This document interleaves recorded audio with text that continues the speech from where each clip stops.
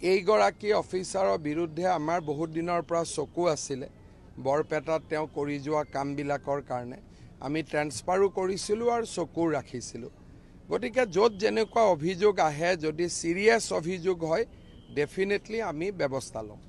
প্ৰায় 23 লাখ কিমান হাজাৰ টকা ওলাইছে মই জানাত 23 লাখ এণ্ড প্লাছ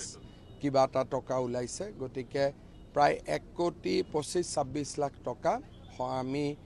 ৰিকভাৰী কৰিছোঁ CM ভিজিলেন্সৰ হিষ্ট্ৰীত এইটোৱে আটাইতকৈ ডাঙৰ ৰিকভাৰী চকুতটো বহুতখিনি অফিচাৰ থাকে বহুতখিনি কৰ্মচাৰী থাকে কিন্তু ইয়াৰ বাবে প্ৰত্যেকটো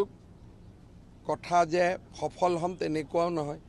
বহুত অফিচাৰৰ এনেও ৰাইজে দুই এজনে কিবা কাম কৰি নিদিলেও কৈ দিয়ে কোনোবা এটা সঁচাই কয় কোনোবা এটা মিছা কয় গতিকে কোনোবা এটা নিজৰ কাৰণত কয় কোনোবা এটা জেনুইন কয় গতিকে কিবা এটা এনেকুৱা নহয় যে সব অফিচাৰৰ পিছত আমি লাগি যাম কাৰণ অফিচাৰ সকলোতো আমাৰ অসমৰে মানুহ গতিকে য'ত সিৰিয়াস অভিযোগ পাওঁ তাত আমি অনুসন্ধান কৰোঁ